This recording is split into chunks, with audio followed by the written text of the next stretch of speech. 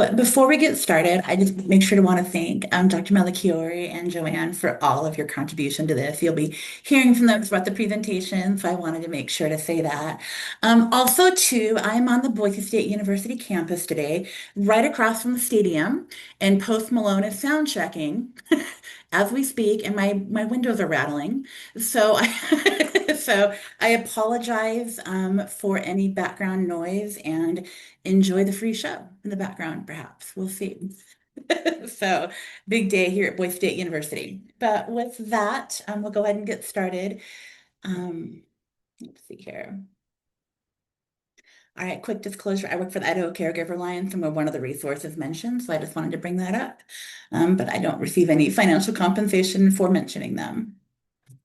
And so the learning objective of this is that we really want to identify some nationally recognized evidence-based resources available to support dementia diagnosis, treatment, and care coordination. We want to help apply some practical tools like care tip sheets, care planning guides, and some kind of roadmaps to help improve communication with individuals with ADRD and caregiver support. And then really locate and utilize some Idaho-specific and rural targeted dementia resources. And as we all know, rural resources are a challenge in Idaho. And so we came with a lot of resources. We probably don't have every single one, but I hope that we have an opportunity to really kind of look at what we do have and some resources on how to access things that may be available that we don't know about yet. Although a couple of the slides have slightly changed just because some resources came in after, which is the nature of resources sometimes, like something popped up and we're like, oh, we want folks to know about that. So we likely won't have the opportunity to cover every single thing on every single slide. That's by design. We don't want to sit here and read a list of resources to you for 30 minutes. You're all very capable of doing that. But we did want to get out as much information as possible about what's out there. So we'll probably feature one or two per slide. And also too, we tried to be very careful about not recommending one resource over another or one agency over another. We really wanted to have that good reach there while letting people know what's going on. So that was not our intention if that happened. But when we kind of think about people that we're meeting here in Idaho, we think about somebody, I think we kind of thought about somebody like a Pat and a Jen. So I think about Pat. She's a 75-year-old female with a medical history of hypertension and osteoarthritis. She resides alone in Rathdrum, Idaho, beautiful Rathdrum in North Idaho. And her support system includes her daughter Jen, who lives about 15 miles away in Coeur d'Alene. So Pat presented with concerns related to memory loss. Jen reports that Pat is exhibiting increasing difficulties with medication adherence and recent episodes of getting lost while driving in familiar areas. Pat discloses increasing forgetfulness over the past several months, which she attributed to just aging.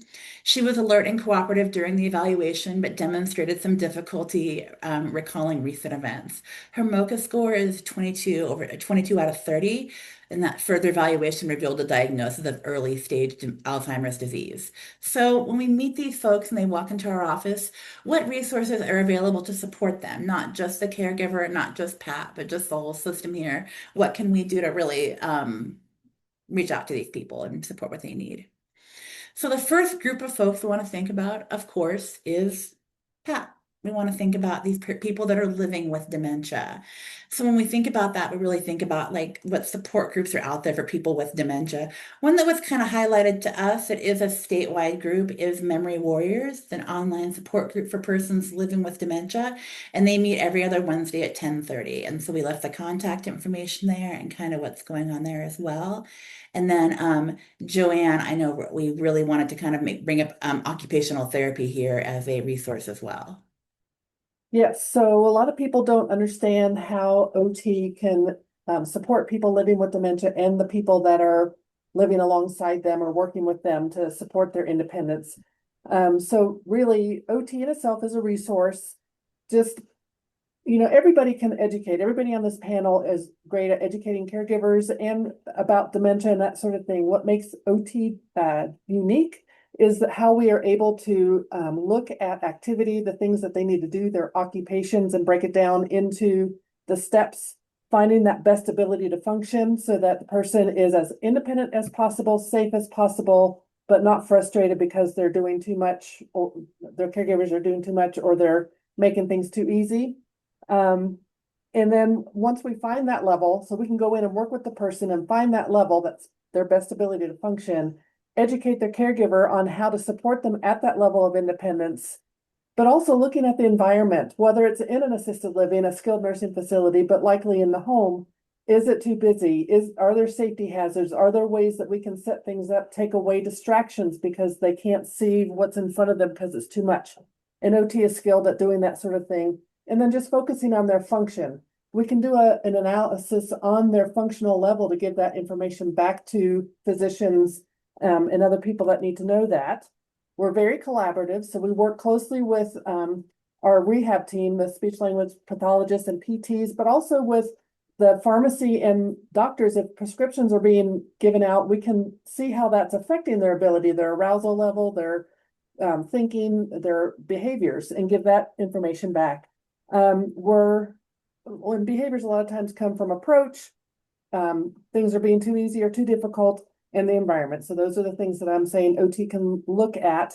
And you can access this through home health if the person is homebound, but there's also Part B in the home. So they can have outpatient billing where we can go into the home and see them. And I think COVID gave us that option, but it's still viable, and seeing people in their home is the best option. So we're there working alongside the person with dementia and helping those around them understand how to support them at that level.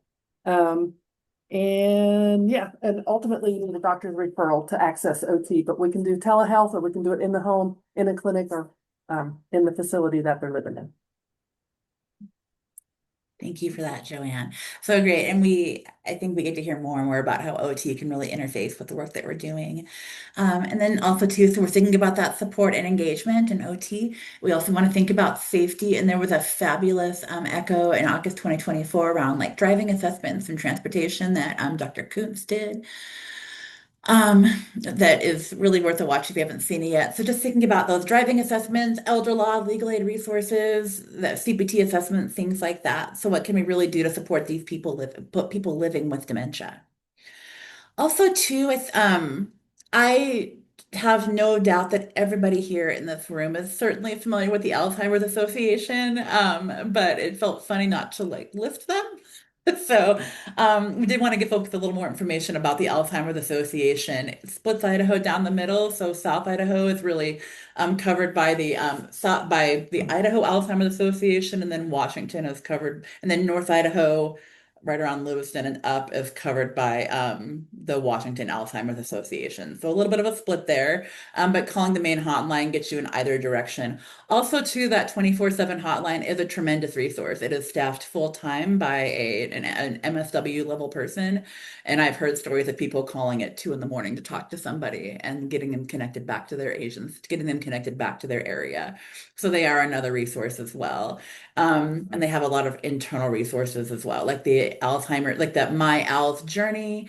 There's an app that people kind of are welcome to use, some Just Diagnose guidance, and just some other kind of federal resources that are available to folks living with dementia to help through that planning process. Some tip sheets and communication guides, that there's a ton of them out there. These ones kind of tended to float to the top around advanced care planning, some do's and don'ts on communicating with people who do have dementia. This Alzheimer's Caregiver Education Series is free live streaming webinar. So again, a tremendous resource for folks who are kind of navigating this dementia path. And then we think about not just Pat, we think about Jen. So when we think about Jen, we want to think about these caregiver resources that are available. And this is where I really work at, is in this caregiver space here with the Idaho Caregiver Alliance. And so we hear from a lot of people that are, they give all their focus and their heart to the person they are caring for. And sometimes we forget about them in the background. And so we wanted to make sure to really elevate the role of these, of caregivers in the lives of folks with ADRD. So thinking about community care, the community care program is a statewide information and support for ADRD caregivers. Of course, we have resources through the Idaho Caregiver Alliance. to support people, powerful tools for caregivers, statewide program, and then Savvy Caregiver Education is rolling out more locations in Idaho. And then one thing we really did want to focus on from this website is from this slide as well is Dawn, and they are caregiver education on helping support a loved one with dementia with free videos and a paid subscription. So this is one that we heard about and seems to be very highly recommended. And so we wanted to make sure to spotlight Dawn. But there are several other options out there, everything from caregiver coaching to kind of mapping out resources and just some more kind of general resources as well. And that hotline that I talked about a moment ago can also benefit caregivers through the Alzheimer's Association. This is a cool statewide resource. Navigating Dementia Workbook is a cool kind of statewide resource for families navigating dementia. It's pretty new. I think it was just published last year. Yeah, last year. That's what I thought. Um, and you can get it free of charge. You can order it or you can download it, but they're nice workbooks to have in the office for folks who need them. Dr. Melchiore, I hate to put you on the spot, but you provided some fantastic resources around provider education. Is there one that you think we might want to spend a little more time on, or what might be helpful to know about here? So yeah, these are all different ways for providers, MDs, DOs, NPs, PAs to educate themselves more on the assessment for integrating the assessment for dementia in their office workflow. So the first one has a number of resources for professionals that can give practice tools that are extremely easy to implement. This poster, this flyer is an Idaho-based, actually, I'll have to say it's North Idaho-based resources for providers to do assessment, diagnosis, and management of basic Alzheimer's and vascular dementia in their office. It's 3 hours of free CME training sponsored by ECHO and U of I and AHEC, and the basic information is really useful. The resources do highlight North Idaho, but it is useful for anyone, and the CME is available through next April. The Champions for Health website is really also very useful. You can get CME if you sign up for that online, and it's nationally known for its dementia training for primary care providers. Cool. Thank you for that. All righty. And then thinking about too, our own education around this. Echo has become a nice resource for people. So again, of course, you already know about it. You're sitting here, but I couldn't help but mention it. We couldn't help but mention it. Memory clinics, telehealth, lots of things going out there for providers. Again, the Alzheimer's Association really comes through with some resources for not just providers, but systems and researchers that can prove to be super valuable. And then the Brain Health Symposium, that is hybrid and in person. It's already got a date of October 18th, 2025, and it will be the 5th annual, but the new logo is not out yet. And that is an event where I often see a lot of people that are here in this room right now talking about brain health. I think many of us have presented at it before. So it's just another fantastic resource to be able to connect with to expand our own education and knowledge around this. I also too want to make sure to call out just some really specific populations. Hispanic care. I mean, the Hispanic population is the largest minority in the state, and we see Hispanic people being impacted by ADRD in perhaps some ways that we don't always think about here. And we also know too that Hispanics are 1.5 more likely than whites to have dementia, but we don't really know why. And so if we're working with Hispanic populations, we may want to think about what our course of action may look like. Same for Native American folks with dementia and their caregivers. Indian Health Services have some really specialized resources. Same with the LGBT community, some specialized resources for them. And then the VA, of course, has tremendous supports in a research base around dementia care. So if you're working with a veteran, the VA is a fantastic resource. Where to look and refer. So this is one of the slides that changed, and I'll tell you why.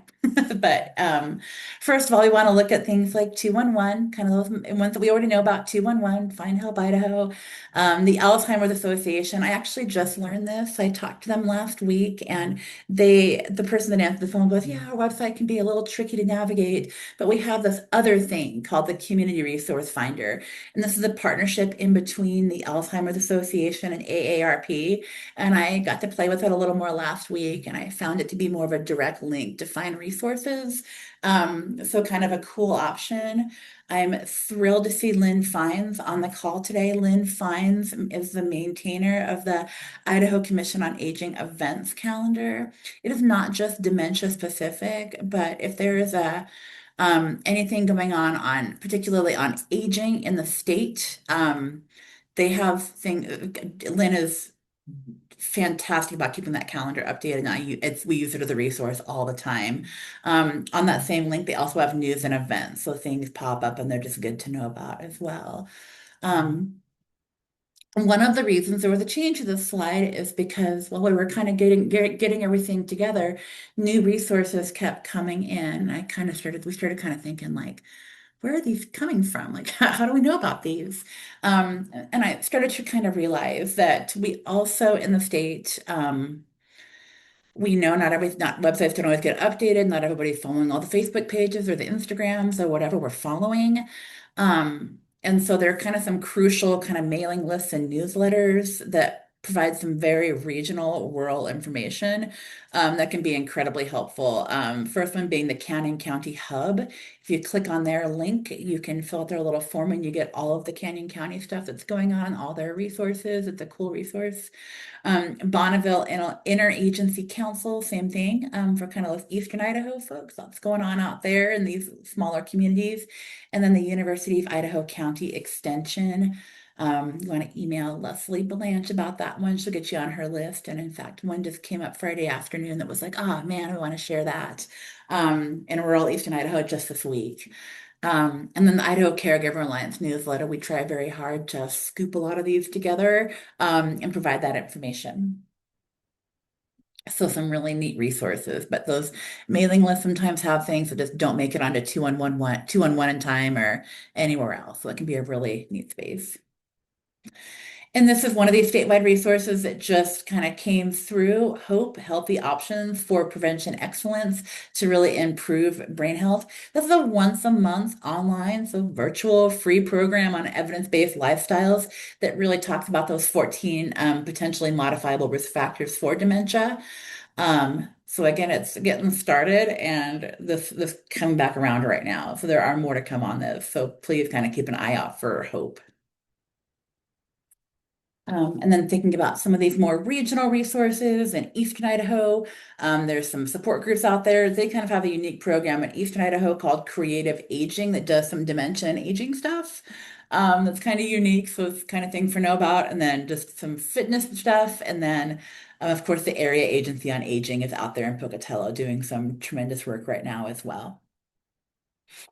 And this is another resource that kind of popped up, and we wanted to make sure folks knew about it. This is Savvy Caregiver. This is starting in Blackfoot in just a few weeks. So if you are in that Eastern Idaho area and you are looking for specific caregiver supports for dementia, they're getting started at the Bigham County Extension Office. So something to hook into. When we look up north, we think about just a real collection of support groups and memory cafes up north in Coeur d'Alene and Sandpoint. So some of those more north, some of those areas, and then some respite as well, particularly in Sandpoint and Coeur d'Alene. So some good connections there. And then this is something that I was unaware of. So kind of just an introduction to brain health and community resources. Dr. Melchiore, I know you had sent this. Is there anything else we wanted to share on this? Sure, Anything yeah. else in North Idaho? You're the expert in North Idaho for Well, sure. well, thanks, Sheila. Yeah, Yeah. I'm actually really excited about this. Has been going on for not maybe a year. So the Alzheimer's Association and the Area Agency on Aging local chapter up here got together and they put on a 1 hour free seminar twice a month. It's the same seminar every time, but it's open to the public. public, the first half hour, they talk about brain healthy lifestyles. This is so important, right? And we repeat it over and over and over again. Now here there's there's a class people can go to. First half hour, brain healthy lifestyles. The second half hour is about community resources in the 5 northern counties. So again, we're hoping someday this will be recorded and or live streamed, but a really, really great resource pilot program happening here. Thank you for that. And then, Joanne, did I miss anything in Eastern Idaho that you wanted to make sure to bring up? You're the expert of your neck of the woods for sure. Well, I think you pretty well covered it. A lot of it is support groups that are linked through Alzheimer's Association, and then yeah, the Eastern Idaho Community Action, all of those. Some of them might have more services than what are on here, but those are the main action players. Thank you for that. Okay. And then we look at South. So we know Boise is not a rural area, but there are a lot of resources in Boise where many of us are sitting, just in case folks are interested, but definitely wanted to focus on the more rural areas. And so just a real smattering of resources, stretching from Canyon County to Fruitland to Emmett to Payette. Some support groups out there. Memory cafes are running through Southern Idaho and beyond right now. They're sprinkled around Southern Idaho. Same about Powerful Tools for Caregivers. It's a 6-week course, currently in Council and Cuna. Also runs out of Boise, but Council and Cuna. And then the YMCA is doing some caregiver support and movement for memory in Caldwell and the Treasure Valley. So again, we know it's not a rural resource, but definitely wanted to make sure to share those really valuable resources. And so, like I said, we know there is so much out there, but we really encourage people. I think with resources, the more we connect, the more we kind of have this community around the work that we're doing, we tend to kind of find out about things. And it's just funny how I don't always see things on a website, but then I get a newsletter about it or I hear from somebody about it. And so, um, continuing to access resources is definitely a collective endeavor as we move forward. But hopefully, we gave you some tools to kind of think about what's out there right now and how to keep finding out about stuff that's coming. That goes on. And so I'm watching the chat right now, making sure I'm not missing anything. It looks like the PT question was answered. Is that fair to say, or is there more to come on that? The PT or excuse me, the OT question, excuse me. Yeah, so OT, unfortunately, for home health, we're not able to go in as the only service, but if OT is ordered along with nursing or PT, used to be we had to wait until somebody opened the case, but we can now do the OASIS opening of the case. I don't know why we can't go in on our own yet, but hopefully that will come soon, and we'll definitely let the group know if and when that happens. Awesome, thank you. And then, yeah, like Dr. Montemont said, Powerful Tools for Caregivers is working really hard to get out to more rural areas. So that's why you're seeing them pop up in like CUNA and Council and places like that. It's incredibly valuable. Mark, let me see what we got going on in Lewiston. Let's see here. I'm looking really quick. The Alzheimer's Association, I might have dismissed at the very beginning. The Alzheimer's Association in Washington, that's, I believe, there's the support around that area. So I don't think I have a Lewiston specific resource. Is anybody else aware of anything kind of happening in Lewiston right now? Yes, you're right. It is the North Idaho, the Eastern Washington Alzheimer's chapter that covers Lewiston. So they do are working on, I've heard, a memory cafe and trying to get a class going there as well. So that's a good resource. Yeah. And I'm hearing too that the Hope Project is active and virtual presentations are still happening monthly. And so that was started here. First Tuesday of each month, 12 to 1. Thank you for that, Dr. Koontz.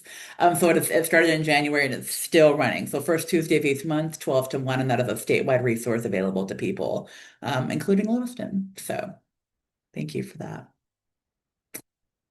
Let's see here. And also for providers having OT or other therapies, even a driving evaluation is not funded for both home health and outpatient at the same time. So something else to know about. But just kind of watching the chat. Any other questions or anything we're thinking about or can be helpful with? Well, and just to clarify Lisa's comment, so we'll get a referral for a driving assessment through Medicare Part B, and we'll go and the person is still on home health therapy. So we cannot go in if home health is in the home, then outpatient can't come into the home at the same time. So those have to be clearly just different, and not all home health OTs do driving assessments. So just check with what is in the home already. Thank you so much.